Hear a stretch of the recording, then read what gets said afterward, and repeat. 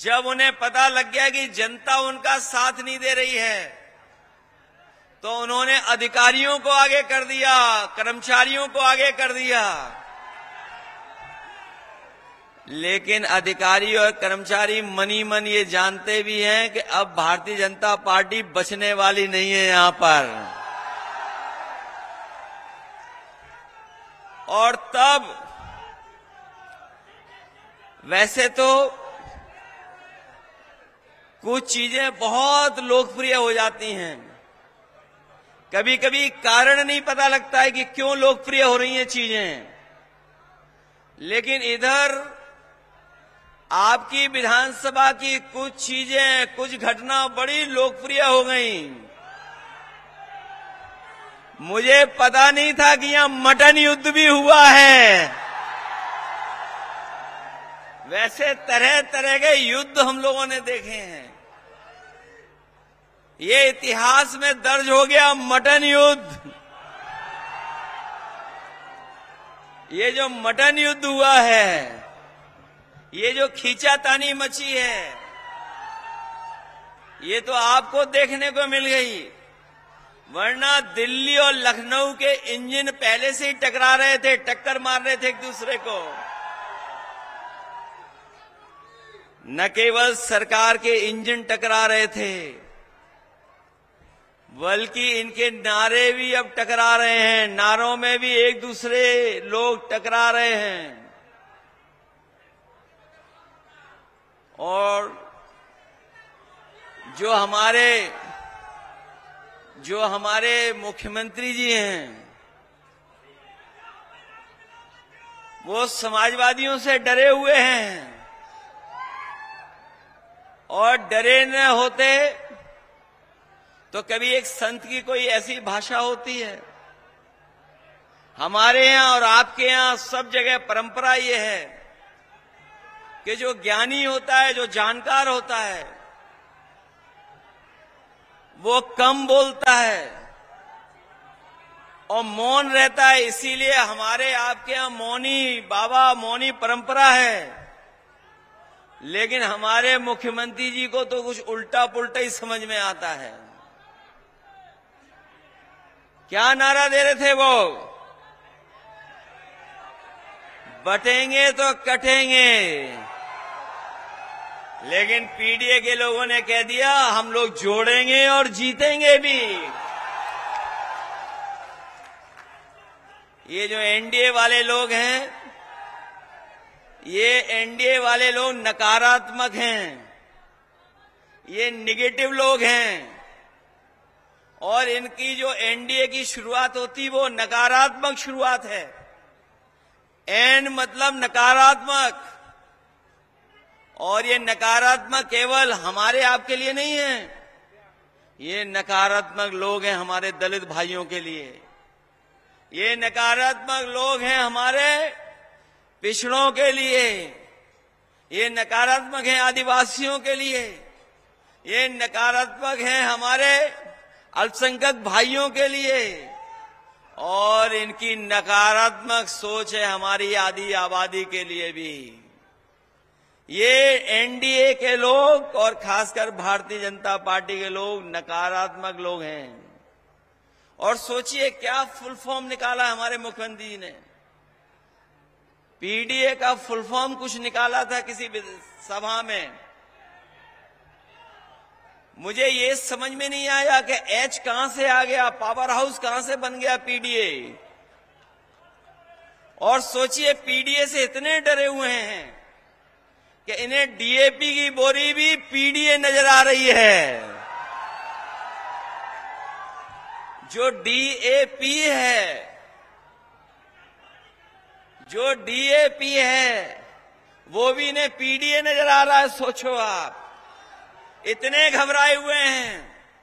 और अगर ये जनता का जो समर्थन जान जाएंगे और देख लेंगे, अपने आप हिलते हुए नजर आएंगे। अब ये मुकाबला नहीं कर पाएंगे हमारा और आपका। जब पिछले चुनाव में मैं आपके बीच में आया था तो मैं कह रहा था कि बोरी में से चोरी हो रही है।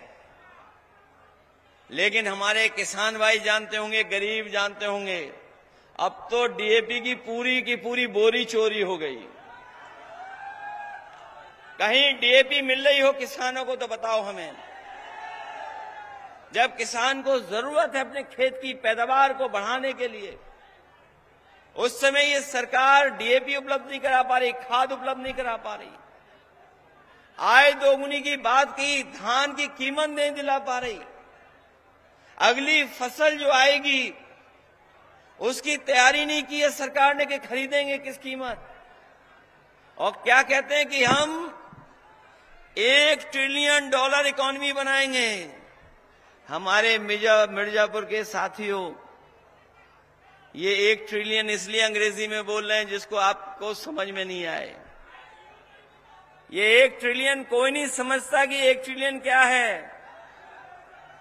इसीलिए वो कह रहे हैं हम 1 ट्रिलियन की अर्थव्यवस्था बनाएंगे। और क्या कहते हैं कि कानून व्यवस्था के सवाल पर हम जीरो टॉलरेंस है, हमारी जीरो टॉलरेंस है। इनकी जो जीरो टॉलरेंस है कानून व्यवस्था, वो पूरी जीरो हो गई।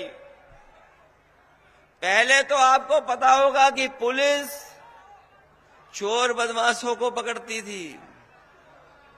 इधर आपने बनारस में देखा होगा पुलिस को पकड़ रही है। और बलिया गाजीपुर वाले भी जानते होंगे, एक बड़ा अधिकारी भेजना पड़ा तब पुलिस पकड़ी गई। वहां रंगे हाथों पकड़े गए, रंगे हाथों पकड़े गए। और जब बनारस में पकड़े गए तो हम लोगों ने जब सवाल खड़ा किया तो उन्होंने कहा कि ऐसी कोई घटना नहीं की हुई। हम अपने खोजी पत्रकार साथियों का धन्यवाद देना चाहते हैं कि वो भी सीसीटीवी का कैमरे का खोज करके ले आए और दिखा दिया कि एक पुलिस के अधिकारी बड़ा बक्सा लेकर के जा रहे थे। बाद में कार्रवाई करनी पड़ी। और सच्चाई तो ये है कि इतनी लूट कभी किसी सरकार में नहीं हुई होगी जितनी लूट इस सरकार में हो रही है। जब 100 नंबर बनाया गया था पुलिस के लिए तो इसलिए बनाया गया था कि गांव गरीब दूर दराज जो रह रहा है, अगर संकट और परेशानी में है तो वो अगर फोन मिलाएगा तो पुलिस उसके पास पहुंच करके मदद करेगी। लेकिन सरकार ने जब से 100 से 112 किया है, अपनी पुलिस ने भी रेट बढ़ा लिया है। और अब ये 100 नंबर 112 मदद नहीं कर रही है, दोनों पार्टियों को उठा करके थाने में ले जाने और तब जाकर के हिसाब किताब हो रहा है थाने में जाकर के। सोचो ये स्थिति पैदा हो गई। और यही नहीं, आप आंकड़े निकाल करके देख लीजिए, हमारी बहनों ने, हमारी माताओं ने इतना कभी आत्मदाह के लिए लखनऊ नहीं जाना पड़ा होगा। लखनऊ में मुख्यमंत्री जी को खुद नई एक टीम तैयारी करनी पड़ गई। एक नई टीम तैयार की है कि जिससे कोई आत्मदाह करने लखनऊ में ना आ जाए। कहीं न्याय नहीं मिल रहा है, कहीं किसी की सुनवाई नहीं। और इसलिए आप आंकड़े निकाल लेना, सबसे ज्यादा आत्मदाह करने बेटियां या महिलाएं कहीं गई हैं तो लखनऊ में जाकर के मुख्यमंत्री आवास के सामने न्याय मांगने गई हैं। इसलिए हम इस समय पर आपसे, क्योंकि बहुत देर हो गई, हम लोगों को बहुत दूर जाना भी है, वापस फिर जाना है। मैं कहां से चलता हुआ आ रहा हूं और मैं इसलिए चल करके आया, और मैं चल के आता भी, कोई भी रुकावट पैदा होती लेकिन तब भी मैं आपके बीच में आता और अपनी बहन के लिए वोट मांगने आता। इसलिए समाजवादी साथियों, मैं आप सबसे अपील करने आया हूं। वैसे तो अगर हम प्रतिशत के हिसाब से चुनाव का परिणाम जाने तो 100% इस बार समाजवादी पार्टी बाई इलेक्शन जीतने जा रही है। और अगर गिनती के हिसाब से हम लोग हिसाब किताब लगाएं तो 9 में से 9 सीटें हम लोग जीतने जा रहे हैं।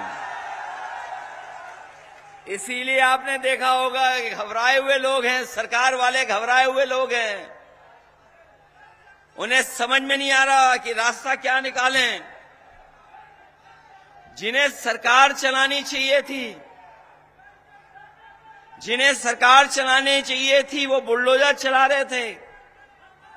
और ये पहली बार हुआ होगा इतिहास में कि जहां पर सुप्रीम कोर्ट ने, न्यायालय ने बुलडोजर को गैराज में खड़ा कर दिया।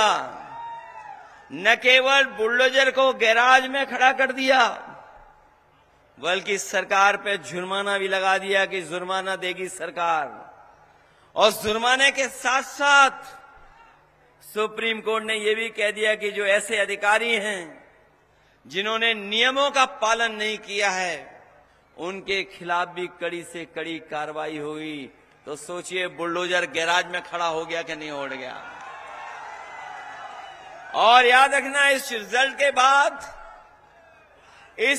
के बाद और महाराष्ट्र के परिणाम के बाद जो लोग समाज में अंदर ही अंदर बारूद की सुरंग खोद रहे थे, उन्हें यही नहीं पता है कि अंदर ही अंदर उन्हीं के लोग सुरंग खोद करके कुर्सी छीनना चाहते हैं। जो लोग समाज में सुरंग खोद रहे हैं, उनकी भी कुर्सी जानी, उसके लिए भी सुरंग खुद गई है। इसीलिए घबराए हुए हैं। सब कुछ लगा दिया है कि चुनाव जीत लें। जब जनता साथ नहीं दे रही है तो अधिकारी लगा दिए, सुनने में आया है। हम तो उन अधिकारियों से कहेंगे, क्या रखा है आईपीएस और आईएएस में? अरे छोड़ो कुर्सी, हम भी इंजीनियर हो जाते। हम भी इंजीनियर नहीं बने, हमने भी कुर्ता पजामा पहन लिया और लाल टोपी लगा ली। हम आपसे भी कहेंगे, बड़ा शौक है वोट डालने का, वोट डलवाने का, रोकने का, तो कुर्ता पजामा सिलवा लो। उधर थोड़ा दिक्कत होगी टोपी पहनने में, हमारे संग लाल टोपी लगा लो। ये अभी जो खुशामद आप कर रहे हो, उस खुशामद से कुछ मिलने वाला नहीं है, क्योंकि वो सरकार गिरने वाली है, चलने वाली सरकार नहीं है।